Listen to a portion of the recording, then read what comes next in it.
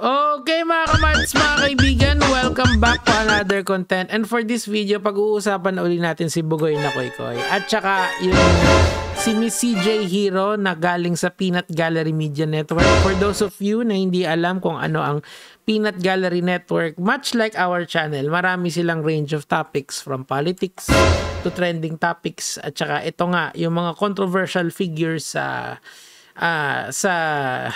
social media.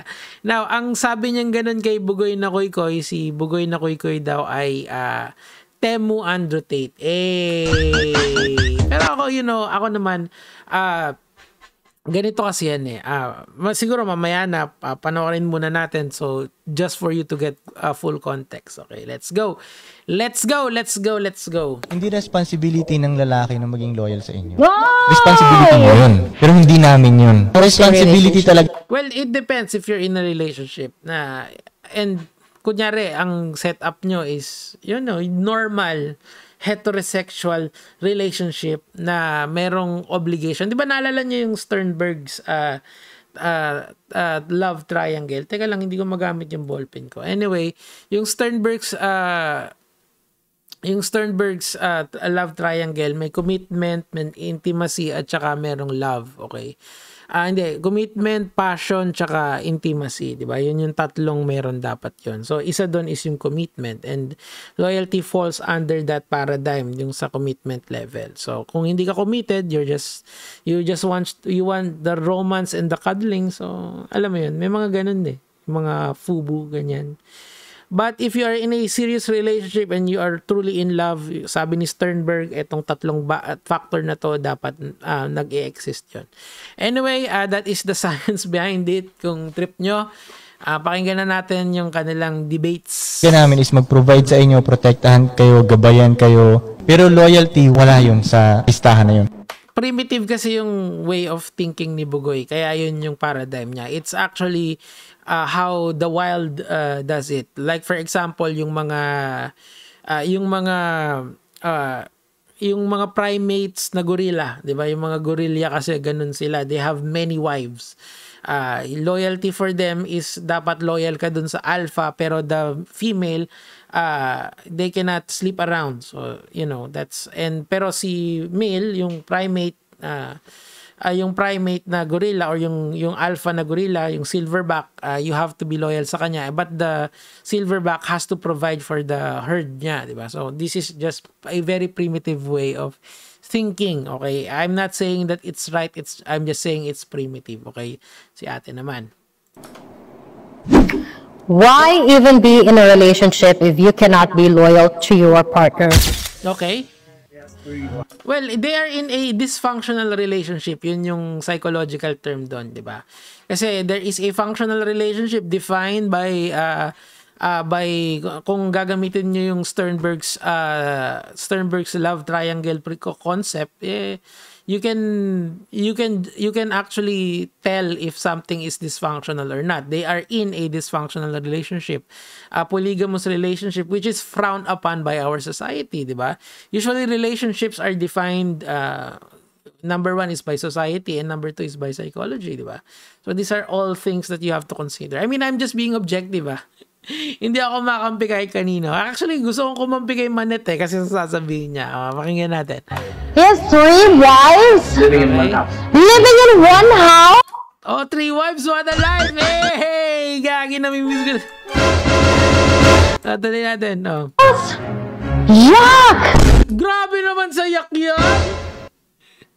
Tapos na tayo sa science. Doon na sa Yuck! Bakit yak naman? Grabe. Why are we normalizing these things? Okay. If ganito kasi, may rights naman sila Manet at saka yung mga kamag-anakan niya. From what I understand, na mag-anak si Manet at saka yung isang babae ni Bugoy. So para silang parang family business. My point here is that may rights sila. They can assert their rights if they feel na na-abuse sila ni Bugoy. Pero hindi kasi nila ginagawa yun. Remember what the old Duterte said. Guilt is personal. Kailangan magreklamo sila bago sila protektahan ng ating batas, 'di ba? So my point here is that wala kasing nagrereklamo. It seems to me na okay sa kanila yung ganong setup, di ba? And they are adults. They are legal adults. Di na nila kailangan magpaalam sa kanilang mga guardian or sa mga parents. So, I guess it works. Tuloy natin. Si ate, shock na shock eh. Hindi mo ba nakikita lahat? Kung ako sa kanya, dapat panoorin niya yung ano. Gusto ko mag-debate ito si Bugoy tsaka itong babae na to. Diyos me, Marimar. Alam niyo, I will pay to see it. Parang Avengers yun versus ano. Ato na natin. Pangit yung mga asawa niya.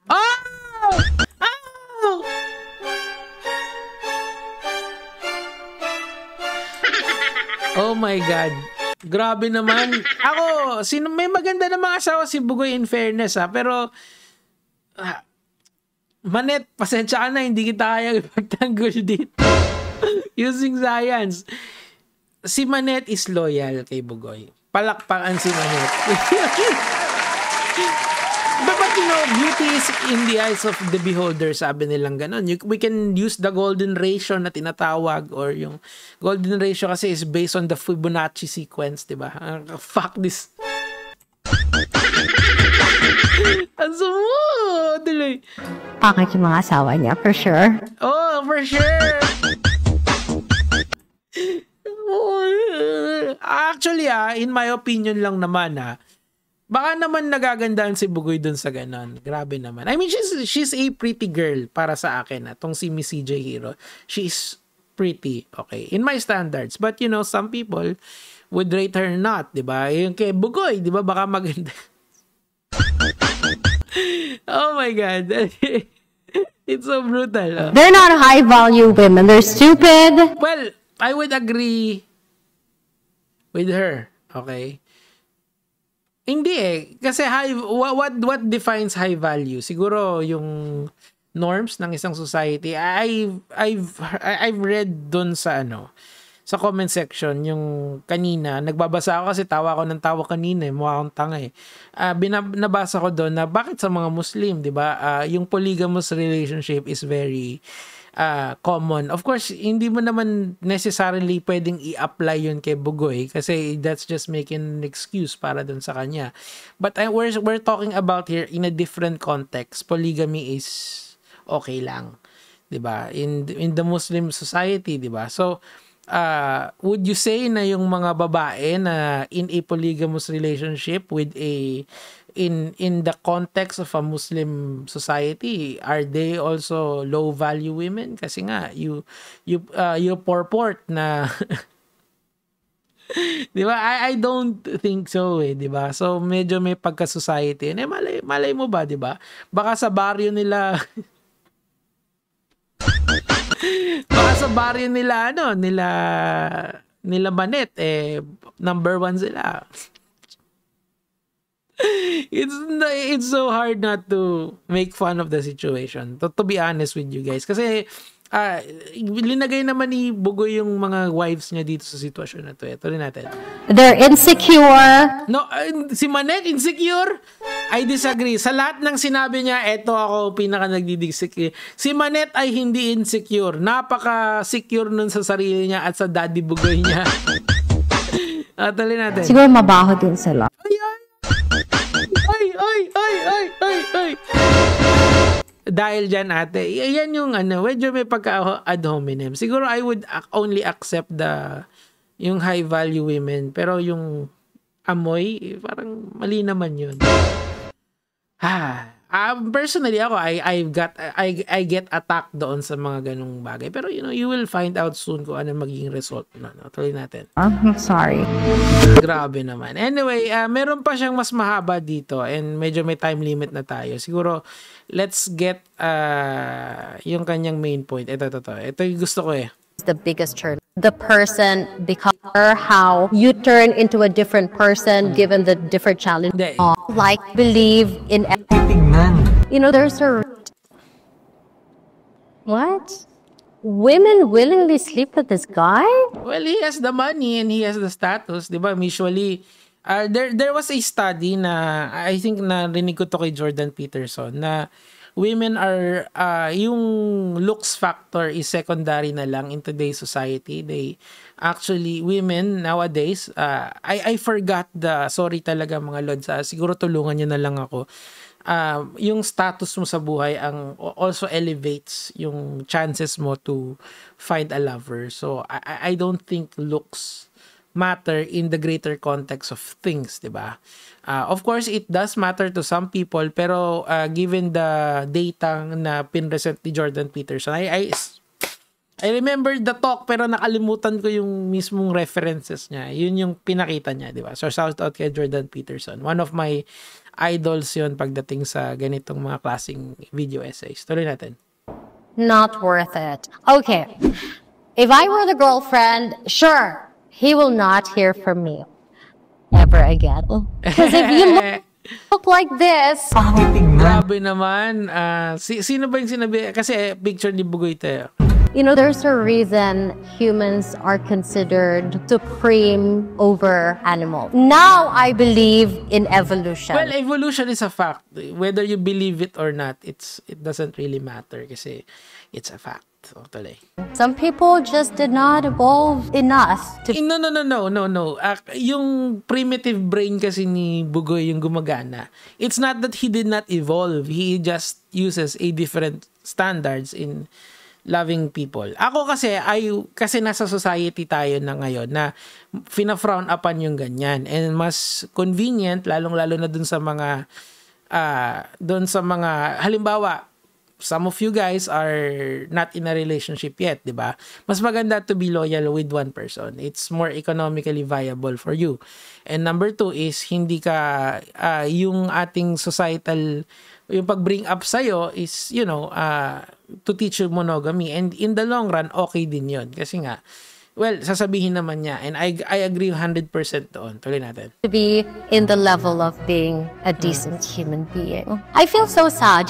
People like drama in their lives, but the biggest turn on, speaking from experience and just myself, the biggest turn on is being with one person, one partner, and then you go... Yan kasi yung societal context natin of relationships. Pero not all society shares that. Tuloy natin. Go through life together. You see each other grow, you support each other, and you see how you evolve, how you mature, how you turn into a different person given the different challenges that come in there. And lahat, panoorin nyo, lahat ng love story na kinalakihan nyo, it's always about a monogamous relationship, diba?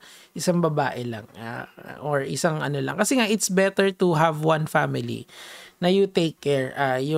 Kung gusto nyo pag-usapan yung evolutionary purpose ng weekend, kasi you can use all your resources and your energy to take care of your family. Unlike kung marami ka, di ba, gula-gulanit ka, 10 yung trabaho mo para matustusan yung mga yon. Some people can, pero pero in the society we're in, and yung sa hirap ng buhay ngayon, mas okay talaga yung you be in a monogamous relationship. And it's better to have a partner than wala. Si Bugoy, I don't fault him for, may opportunity. Ganun talaga. Hindi na naman nagre-reklamo yung mga babae. Pero ako, masasuggest ko, you go the standard route of finding your love. Okay? Mas nakakakilig yan. For me, tuloy natin. Relationship. Pero ako, hindi ko rin naman napapractice yun, to be honest with you guys. Well, not about me. Anyway, tuloy natin. In your life together. And when you see the person become a responsible father. Well, being a father and being in a relationship is two different things. I can tell you that myself. Anyway, personal shit. Wag yun. Tuloy natin. A responsible husband, that for me is the biggest turn on. I mean, who is this guy? He just wants the perfect partner. Meron na kayong partner si ma'am. Yun eh. Anyway, joke lang yun. Baka ma-issue na naman ako. It's like a Timo Tate. Ayun, Timo Tate 10. Anyway, mga kamatis, mga kaibigan, that's all for me. Love who you love, and 3 wives pa na live. Gege mga lads.